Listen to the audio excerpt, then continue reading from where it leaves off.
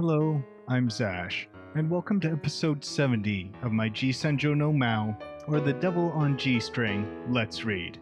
Joining me, as always, is my co-reader Faith. Well, things have gone from bad to worse. Maou has made his final move, and man, was it a big one. He has taken a major politician hostage, killed a few guards, started chaos in the streets, police are dead. Wow. It's just, there's a riot going on. And none of this is going to be good for anybody. Except, of course, Maou. So, please enjoy this hell on earth I've created for your amusement. Azari-san.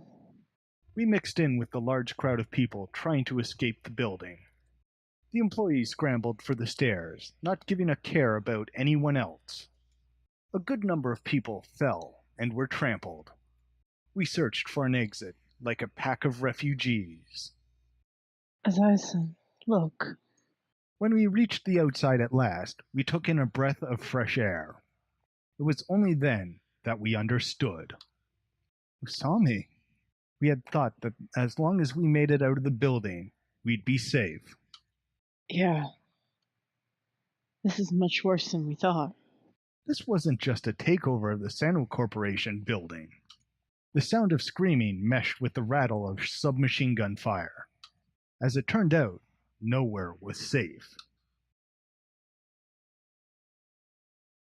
People were being mowed down mercilessly in waves. Flesh and blood scattered about everywhere. The evil sound were incessant. The screaming, gunfire, and crashing noises continued unabated. I had no idea that air could smell this scorched. And there was so much fire that you couldn't even tell what was burning anymore. The distant sky was misted in smoke. We should find somewhere to hide for now. As reality broke down around me, I did as Usami suggested, and headed for a nearby alley. Just as we were about to get into the alley, a patrol car showed up. It stopped on the shoulder of the road, siren blaring. The police. The thought of the power of the state getting involved left me with a transient feeling of relief. We have to get out of here. She pulled at my arm. A dozen boys holding iron pipes suddenly came out of hiding. They bashed on the windshield and hood, and when the officer stepped out of the car, they changed their target to his head. You've got to be kidding me! These children didn't hesitate for a second with the violence they were inflicting. Hurry, Azari-san. More mayhem awaited us in the alley we ran into. Normally, it would just be a narrow little space where the homeless settled down for a little bit. But now, several men were having their way with a woman. I guess the one laying to the side and having a fit was someone that had just finished with her. Suddenly, I heard the sound of glass breaking from above, and a person fell from the sky. He was a man that looked to be Yakuza, but he was covered in blood and foaming at the mouth. A kid with dyed red hair finished him off with a piece of lumber. Someone pointed at us. "Kill them! Rape them!" they yelled as they closed in on us, laughing. I took Usami's hand and ran. The reality of what was going on around us gradually started to sink in. It was like those anti-Japanese demonstrations in other parts of Asia that you see on TV. Central Boulevard had been transformed into a frenzy of violence. After breaking the window of a restaurant, a group of boys had crowded around the register and scattered money about. A sports car drove through the crowd, taking free rein over the usually congested streets. On the sidewalk, a middle-aged businessman was being ganged up on and murdered. Graffiti of the sort you'd find in public bathrooms was sprawled across a police box. That only drove home the point that we can't expect anything from the police. I guess you could call this a coup d'etat. I don't think so. This is too vulgar to be an uprising or revolt, and too indiscriminate to be terrorism. This is hell. Usami nodded. Maou. The devil had brought hell to Earth. Ellipses. Megalipses. It's just after 4 o'clock. I received a report. The last alley in Central Boulevard had been blocked off. Excellent.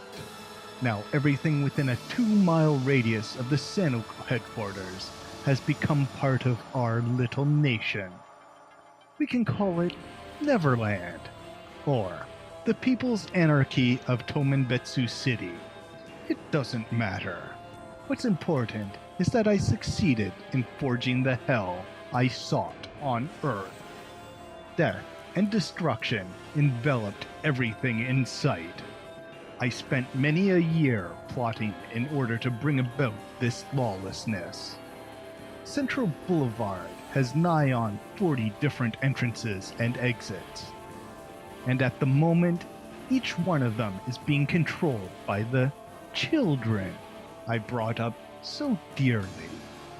According to my preliminary calculations, the road themselves would only take about 10 minutes. The plan was to take a few freight trucks we had stolen prior and drive them into buildings, effectively creating a barricade to stop up the alleys. In addition to that, we also piled up sandbags to fill up any empty spaces between the buildings and the trucks. And to top it all off, we decided to put up a barbed wire fence around it. A fence which, with that last report, had just now been finished. The idea was to coordinate all of this with the takeover of the Senjou building and the abduction of Imagawa, a member of the National Diet. Let us all pool the best of our abilities to protect our country. I responded gently to the child. I made sure he understood that this plan was not just a thing of fairy tales. As long as you had the proper know-how, and you were sufficiently warped, anyone could pull it off. The cell phone rang. It was from a number associated with the police. I guess it's time to make the police face this brilliant music as well. Good afternoon. Am I speaking to the officer in charge of this case?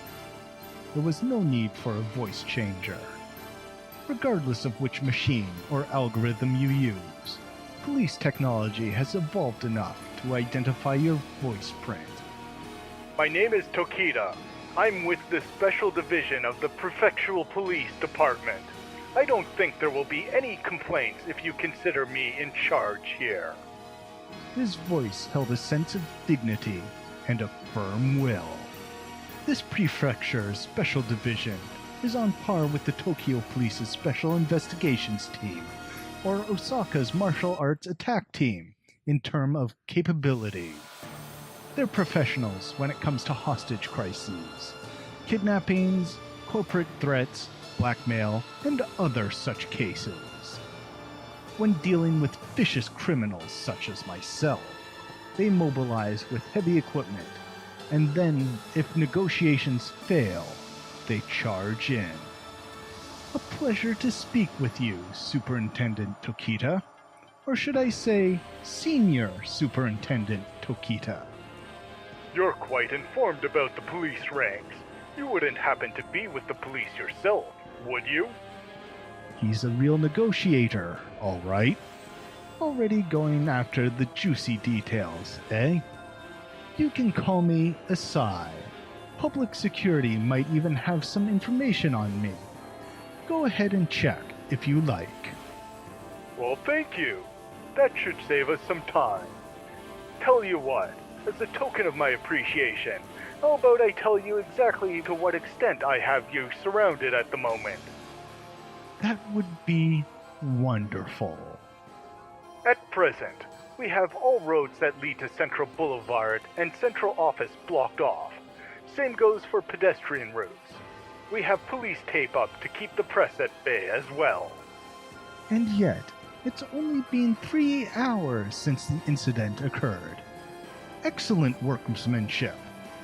Do you have the riot police from Tokyo coming in to back you up as well? I guess I won't have to be doing much explaining of the fire points to you. Yes, we have armored vehicles and SAT teams standing by at each blockade. Very good. Might I recommend ramming an armored vehicle into the blockade near the drugstore? The defenses seem to be weakest there, and securing a route in might be plausible there. I appreciate the advice. However, I'm afraid we'll have to hold off on charging in until we can confirm Mr. Imagawa's safety. A wise decision. I trust you are aware of the current state of affairs on this side, correct? Central Boulevard is equipped with various cameras that serve as crime deterrents. We just had a young man rush to the bathroom after getting a look at the live video feed. It's almost like a window into an entirely different world at this point. I'd like to point out that most of the violence is being committed by minors. Yes, we're aware of that fact. The acts of these children may be disorder and brutality incarnate, but the one who set this all up was careful indeed. If a certain Prime Minister decides to put an end to this problem by ordering the Special Assault Team to slaughter a bunch of children, the very future of this country, you can bet I will be running in the next election. But even if it weren't minors they were dealing with, the police wouldn't be able to just charge in on a moment's notice. Getting over trucks that tall would be difficult even for a mercenary. You'd make easy targets while you were attempting to scale it. Granted, if they came charging in mindless of losses, they would be met with some success. But would the police hotshots in Tokyo find it in themselves to give the go-ahead to such an unfavorable brute force operation? I still believe my biggest threat to be the military. The Japanese military hand-to-hand combat capabilities were spoken of even amongst my mercenary comrades as being among some of the best in the world. Naturally, I don't think I'd have much luck going up against a legitimate army. But using Japanese infantry against urban terrorism is a concept that has only been put to suggestion in recent years. If the fight involves civilians, they wouldn't be able to make full use of their overwhelming potential. There's also the possibility of them dropping in paratroopers, but in a situation like this, where you wouldn't be able to tell terrorists from civilians, that wouldn't be all that effective. Well, I certainly hope it doesn't come to a slaughter like that. In fact, making sure we can avoid that is the very reason I'm here. It would be in both of our interests to settle this with words, Senior Superintendent Tokita. We're on the same side here. Wouldn't you agree? He returned some dry laughter. You continue to surprise me, Asai. You have the negotiator's manual memorized by heart, don't you? Perhaps. Regardless, I just feel there is no need to draw this conversation out longer than need be. I try not to be a violent, boorish criminal, you see. Indeed. Moreover, I know that you are a distinguished man who studied with the FBI, that you were relegated out to some backwater post, and that you have an adopted daughter that goes by the name Yuki. I guess I'm at a disadvantage here. The only thing I know about you is that you're a tall, thin Japanese man in his late 20s to early 30s. They say a truly capable negotiator can discern a person's age, origin, intellect, and state of mind just by hearing their voice. Some can even discern physical features such as your height and weight. They say that listening to the pitch your vocal cords produce gives an insight into their size. Well then, do you mind if I just skip the usual exposition and cut right down to business? Furthermore, they can mask themselves with a versatile, malleable personality, capable of adapting to the situation.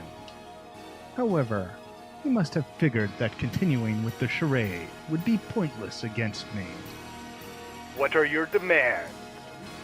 His words contained no trace of his previous tender attitude. Senior Superintendent Tokita removed his mask and laid his hostility bare. I could feel his drive to catch unjust felons, his pride as an officer, emanating from the other end of the phone. I responded by politely stating my demands. I demand of the Prime Minister that he immediately release from custody the following unjustly incarcerated freedom fighters. And so, I went on to name some extremist political prisoners, one by one. Mixed among them, I listed my father, Samajima Toshikatsu. After all, he was a man who had been, in the past, suspected of being involved with extremists. Megalipses. Ellipses.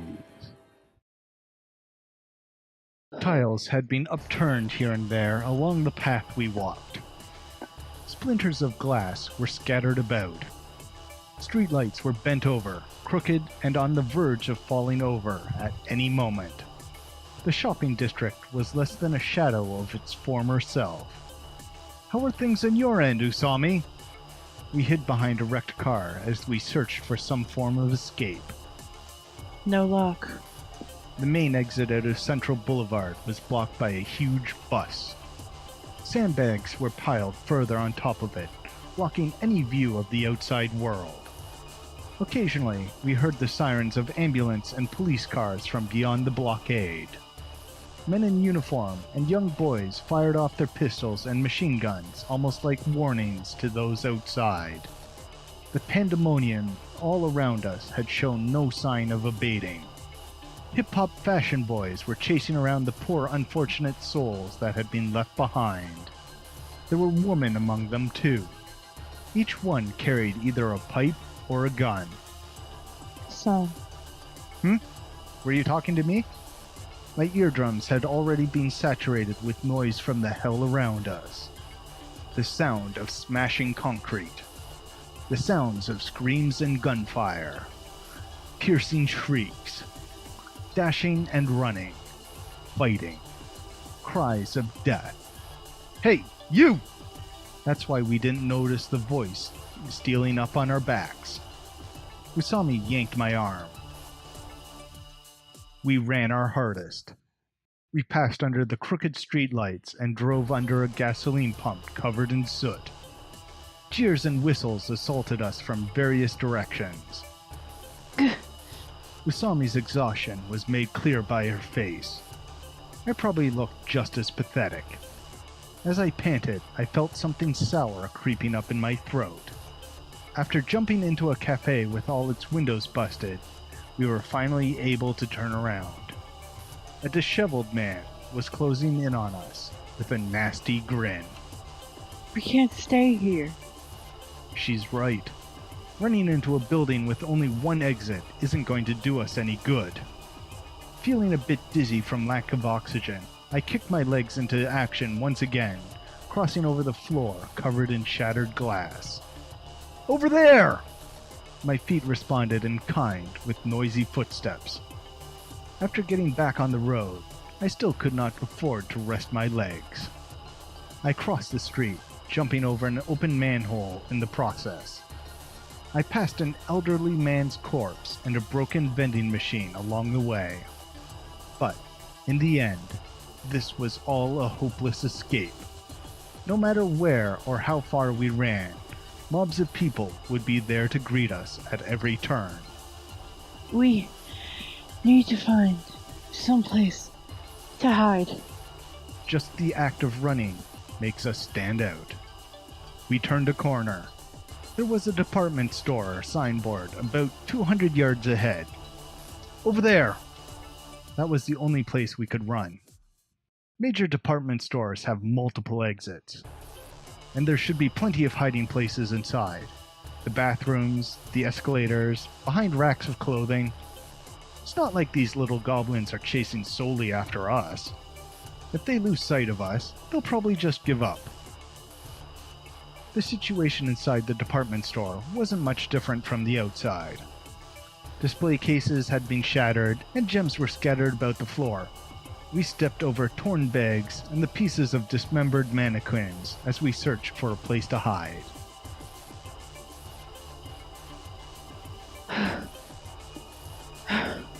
We're on the second floor. We're trying to hide ourselves in a fitting room. After settling down and catching our breath for a moment, we take stock of the situation. You're not injured, are you? Nah, I'm tough like that. She smiled weakly. So, what do we do now? Just try to stay alive until the mob dies down. Will it, you think? Their destruction is haphazard, without rhyme or reason. They should eventually run out of people to kill and things to destroy, and get tired of it. In other words, we should lay low until all the other ducks are done for? Easier said than done, I know. Usami tried to breathe as silently as possible as she engaged in deep thought. I heard footsteps on the other side of the curtain. I immediately held my breath. Ding dong, did I hear somebody home? Her voice and tone gave off the spitting image of an archetypical hoodlum. She must have heard us talking. The footsteps come closer. What should we do? I asked Usami with my eyes. If they find us here, we won't have anywhere to run. Hey! Maybe we should just jump out. If we catch her by surprise, it might throw off her aim. I look over at Usami once more. For some reason, even in this dire situation, the sensations of our night together resurface in my mind. I know what I have to do. No matter what it takes, I'm going to protect this woman. I ready myself to pounce the moment the curtain opens. No! Somebody help! My arm had been grabbed. My hand was gripping something soft. Usami was shrinking back against the wall, her clothes suddenly disheveled. Ellipses? My brain took over before I could feel confusion or panic. I've known Usami for a long time now, so I'm used to her drift. She may be a doofus, but she's pretty clever.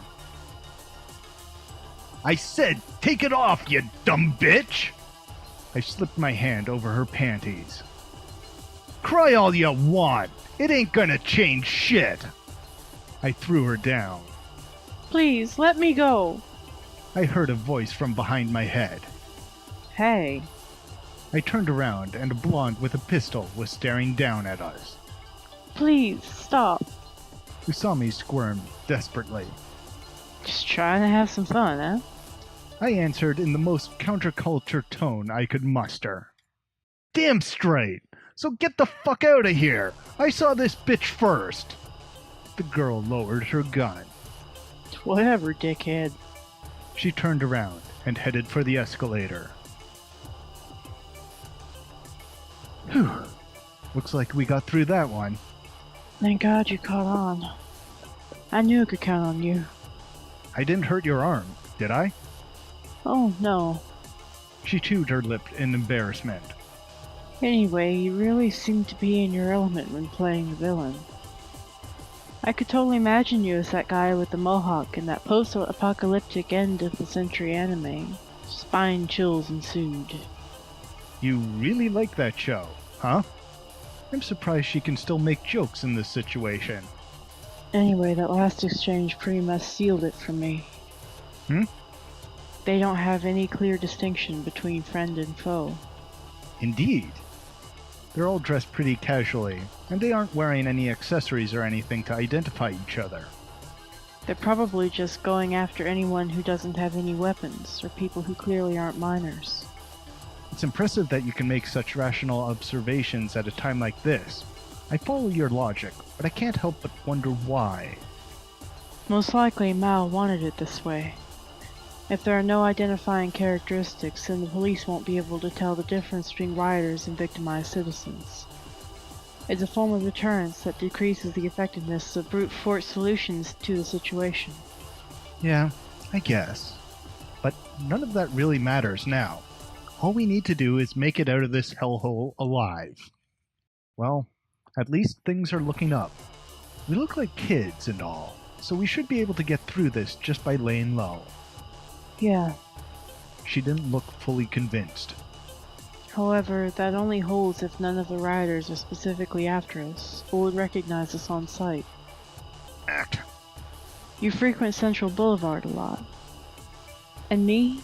Well, I'm the beautiful and charismatic customer draw for the drugstore I work at. Uh-huh. I still think we should try to hide here until nightfall. Alright. Usami nodded expressionlessly. The hero retained her calm in the face of this unprecedented crisis.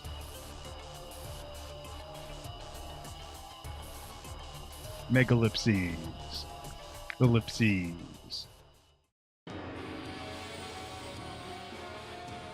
I repeat, release our unjustly imprisoned comrades. I gave him my demands. I'll give you 8 hours. I expect a sincere answer within that time. If you fail to deliver, this destruction will go unabated until the entire area has been burnt to ash. A large number of hostages will inevitably die, with Imagawa topping the list. At first glance, it may seem a tad silly to bring up hostages when hundreds of people have already died in the chaos along Central Boulevard, but that is not the case. The life of a member of the Diet and the life of a citizen are vastly unequal in value. I know of at least 3 huge enterprises, a railroad company and a road management company, that will lose out on certain perks in the event of Imagawa's death. Now then, what sort of counterattack can I expect out of Tokita Yuki's father? Very well. The negotiator had no choice but to accept the demands. Mind if I ask you a direct question?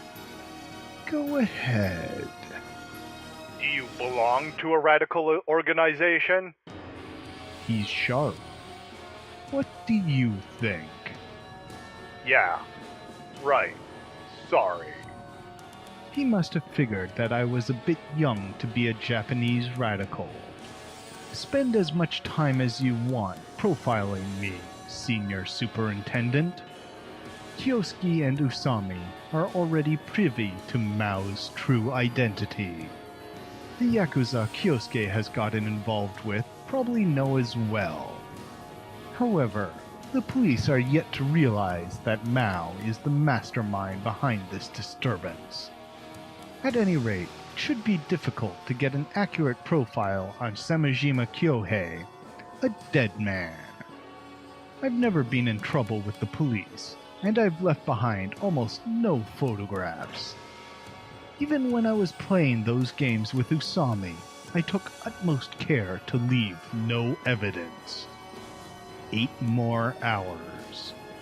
There will be a few extensions, naturally, but my goal is in sight regardless. Senior Superintendent Tokita added to the conversation. Do you realize how difficult it will be to grant your demands? Well, it's certainly of a different echelon than a pizza delivery. That's right. The release of prisoners is not something that can be done under my power. The entire police force couldn't grant your request. That's why I said you should call the Prime Minister. Summon him and his cabinet to a conference call. I'll pass that order on. Still, I can't guarantee that we can set all that up within 8 hours. It should be possible. There are currently no cabinet members busy campaigning around the country. There will be absolutely no time extensions. Negotiators will often make use of the reciprocity theory of psychology in order to request something from the criminal in exchange for granting their requests. You have 8 hours, not 1 second more. Among the most common of those requests is an extension on time. Very well. I'm sure that despite his acknowledgement, he'll be sure to use every means at his disposal to request an extension on the deadline when the time limit approaches. Superintendent Tokita, I have no intention of negotiating with you. I am well aware that my demands are not within the realm of traditional law enforcement. Thus, you should just think of yourself as my liaison for communicating my demands. A friend, if you will. What an honor. Then, do you mind if I give you my personal opinion as your friend? Go right ahead. I believe that your desire has a distinct possibility of being granted. What is he playing at? On occasion, the government and the police have been known to take extra-legal measures to facilitate the escape of criminals in an attempt to protect human life. A certain 1970 case, for example, would serve as a promising precedent for you. Ellipses. I can't tell you it's in the bag, but I can say there's a possibility you'll succeed. So, would you mind putting a stop to the carnage taking place in the street? The ongoing slaughter of innocent people will only serve to create dissenting opinions at the forthcoming conference concerning the release of the prisoners. I shook my head. I happen to know that the government has changed their policy governing the release of criminals. After the recent global surge in terrorism awareness, the Prime Minister went on record and stated that he would not yield to terrorists. Ellipses. The times change. We live in a different era than they did in 1970. I brush off all emotions. And isn't that precisely why I needed to formulate this unprecedented act of terrorism? No standard hostage case would press the leaders of this nation to stand up and take responsibility, or even extra-legal measures, for that matter. Criticism, both domestic and from abroad, has molded the government's new hard-headed stance. Hijacking a few planes wouldn't get through to you. I needed to paint a living landscape of hell. Give me back my father. Why the death penalty? He's just a prisoner. There are murderers who take lives with booze and steering wheels. There are murderers who commit premeditated infanticide. Not one of them is sentenced to death. Bottomless hate and malice welled up inside me. I'm sure this tragedy will be reported all over the world. It should also be noted that we are circulating images of this slaughter all over the internet. We want the whole world to know. Know that death is always close by. When you go out shopping with your lover or your family on a peaceful weekend, know that an unjust capital punishment might be waiting for you at the store. We won't let a single human being escape this reality. This one-sided massacre is happening here, in one of the safest, most peaceful nations on the planet. We want mankind to know that we could mold this same terror in any city, at any time. An act of unprecedented terrorism. I spent 10 years in preparation for this. A chill and shudder in the spine of the Japanese government, nay, the world. I promise you, Mr. Tokita, if our demands are met, we will cease the destruction within the city immediately, and we will never again cause a similar tragedy. My mouth almost slipped for a moment. I almost mentioned that it would be a small price to pay for the release of my father.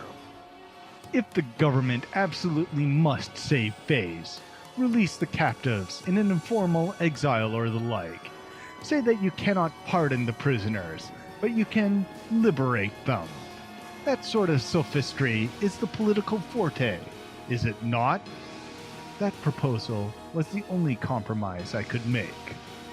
There's something I need to confirm. He spoke in a serious tone. The hostages are unharmed. I will upload a live video to the homepage of Central Boulevard Shopping District. Any other questions? He did not give an answer. Very well then. We'll speak again before 8 hours' time. I look forward to a prompt response.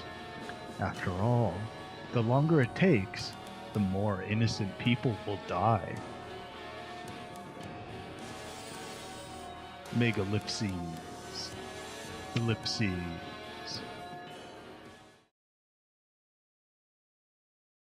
We left the department store after dusk. We scrounged up for some props, and I ended up with a piece of wood. Usami managed to get her hands on a bent iron pipe. We should blend in better with the violent mob now. But if the police find us instead, they might just shoot us on sight. We walk casually along the main road. No one takes notice of us, just as we suspected. Destruction along with other bitter fruits of violence littered our path. Doors torn from their hinges, shards of glass from shattered windows, and corpses decorated Central Boulevard. The corpses in particular tell tales of the deathly horrors of the past few hours. Beatings, shootings, you name it. Crows flocked to the ground and meandered around some of the disfigured heads of human beings. This is too cruel. As Usami had predicted, the riot had started to die off a little. They must have finally gotten bored, as our way was blanketed by an almost eerie silence. A single gunshot, or a single scream, would ring out every so often. We need to find a way out of here. If there even is one. There are countless narrow alleys around here. There should be at least one opening somewhere. Usami shook her head. If there was an opening that obvious, then the police would have already charged in through it by now. I guess so. How about, say, a small gap between two nearly touching buildings? That could work. We could also check large stores like that department store. Ones with tons of exits. One of them might lead out of Central Boulevard. Do you have anything specific in mind? Let's see.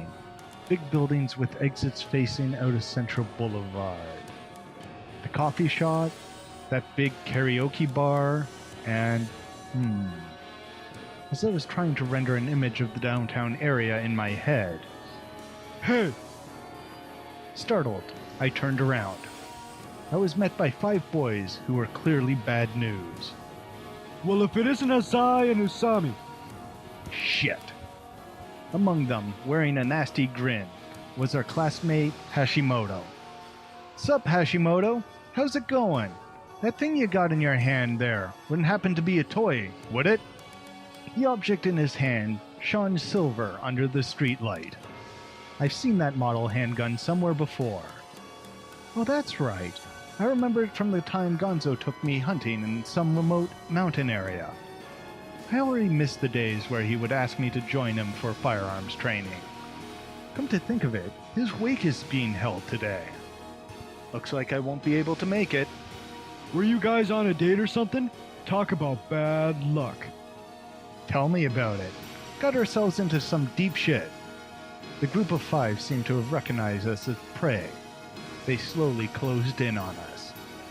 Hey, Azai, I got a little offer for you. I received an unexpected proposal. How would you feel about joining us? Interesting. Why?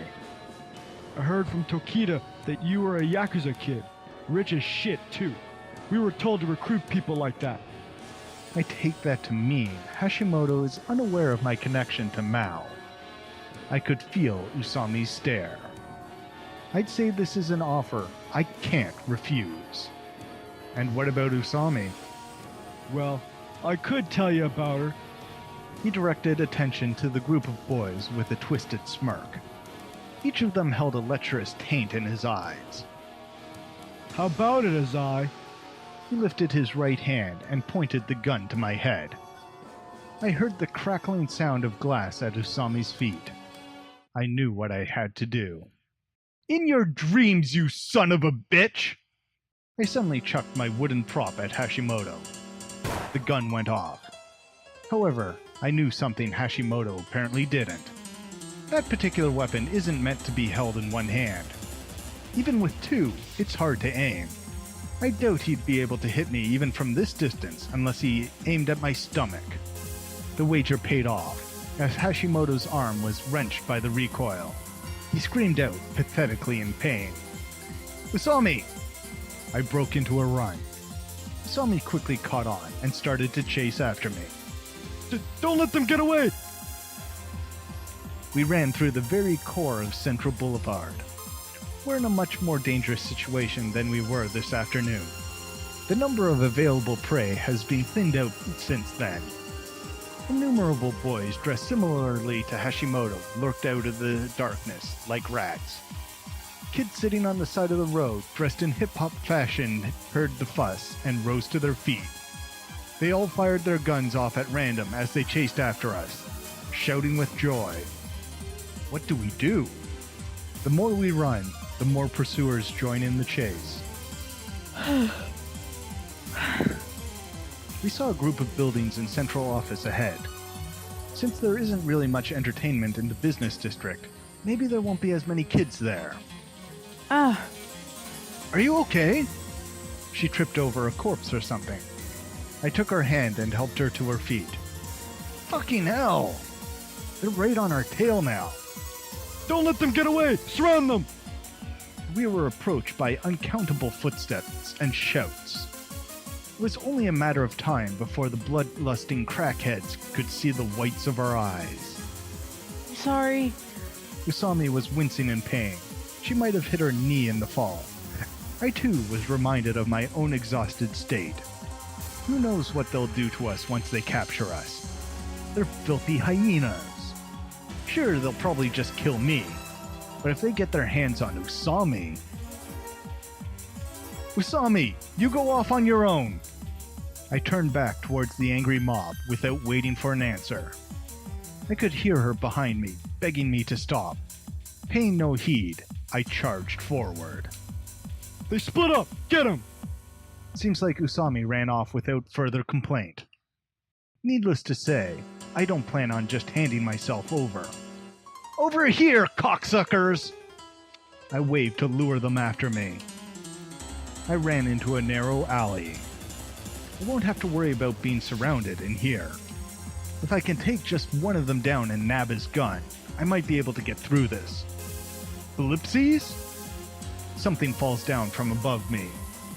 It smashes into my face, and I black out for an instant. Apparently, the thing that fell down was a person. And I'm not lucky enough for it to be a corpse. It's a boy in a hoodie. He throws me to the ground as we struggle. He's carrying a knife and panting heavily. He grabs hold of my arm. Gah! He's absurdly strong.